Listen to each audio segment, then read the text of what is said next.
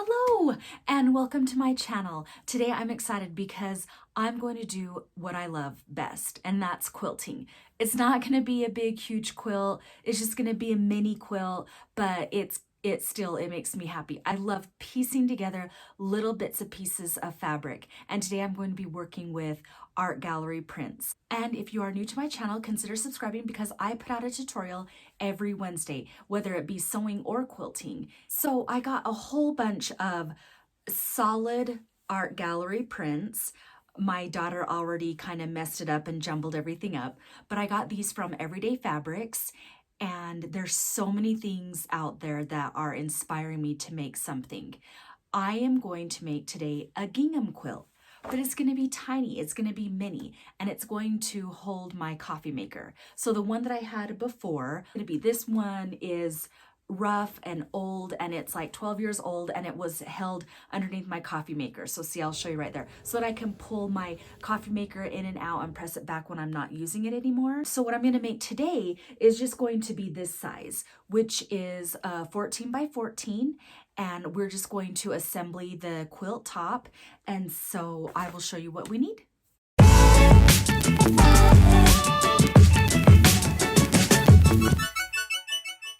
My inspiration came from this quilt pattern, and it's available on her website for free, but I'm going to just make a tiny one. So right here, I pulled out all of my blue colors, and then I made myself this little chart that tells me how many strips I'm going to need to sew to get the desired amount.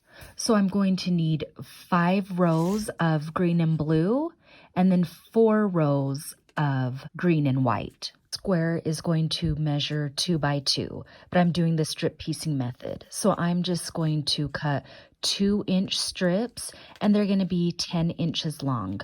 Now we're going to sew our green blues together, and then we're going to sew our green whites together.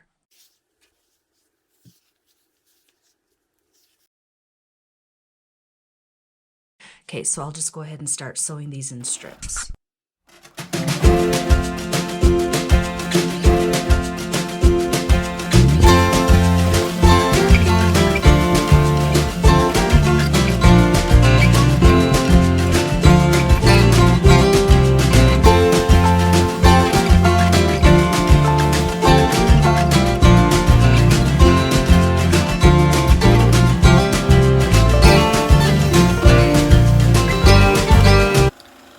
If you need something to make for Easter, I have this cute treat bag tutorial, so make sure you check that out as well.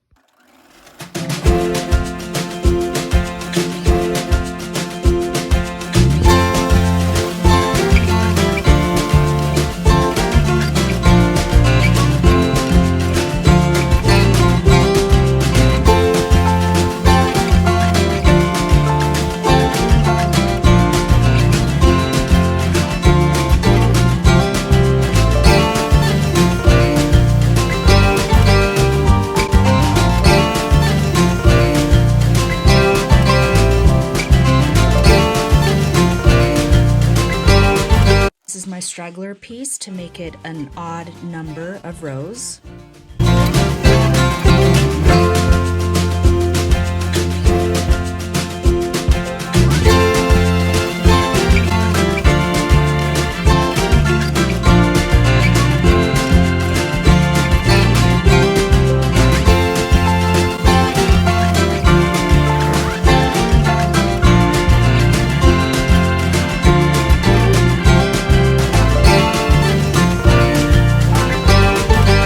Quilting foot is so nice because it's got this little lever right here. Can you see that? That guides the fabric and it keeps it in line.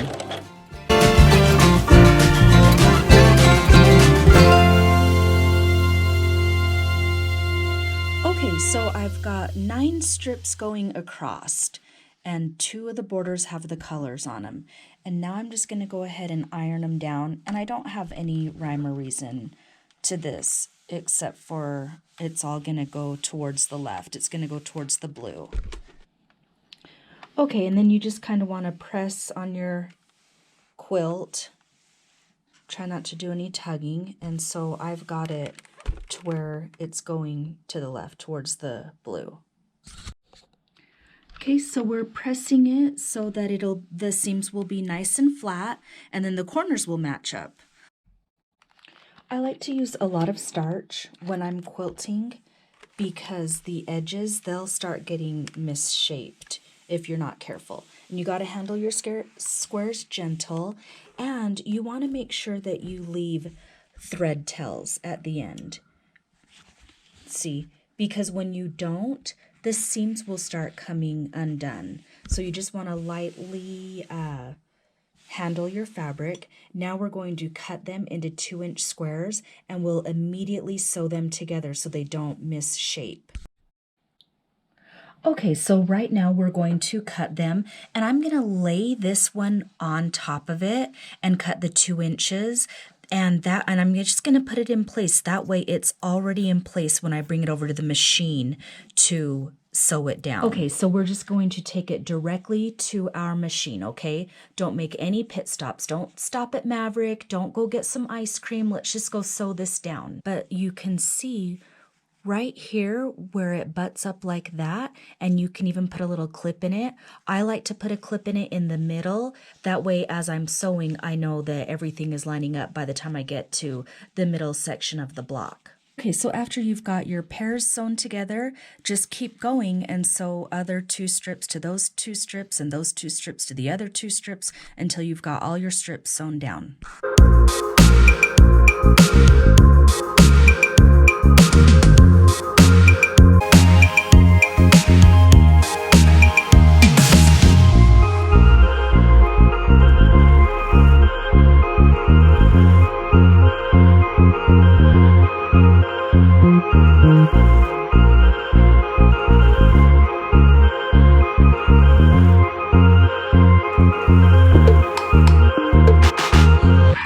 Okay, this is so cute. Let's go iron it down. So this part, I never really quite know what direction I should go in. So I'm just going to start ironing it to the left. And I'm just going to press on it. You don't really want to tug it. Put some spray starch down. This is going to be so cute.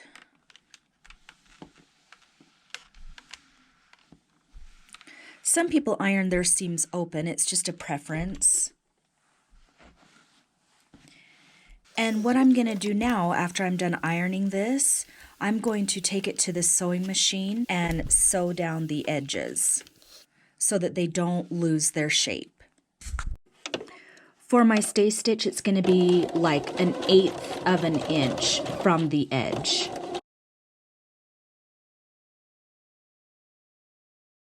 This is why I'm doing this stay stitch, so that my squares actually remain squares and they don't become misshaped.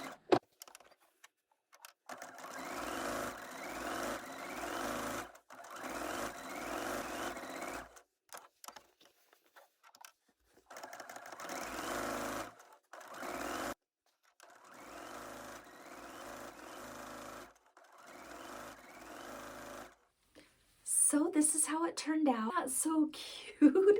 It looks like the actual pattern, but it's the little squares. I really hope that one day soon I can make, a big, like a twin size one. But this is all that I have time for right now, and that's okay. And in case you forgot, this is just gonna be a placemat to put my coffee pot holder on. So for right now, I'm kind of running out of time for today, so we're gonna leave it like that. But make sure you subscribe and thumbs up if you enjoyed my channel, because next week we're going to quilt it up and I'm gonna bind it and just finish it off. So if you haven't subscribed to my channel, make sure you do that so you don't miss out. It's going to be next Wednesday, and give me a thumbs up. Oh, and I can't forget to say happy St. Patrick's Day. I hope you all are having a great day. So until next time, happy sewing.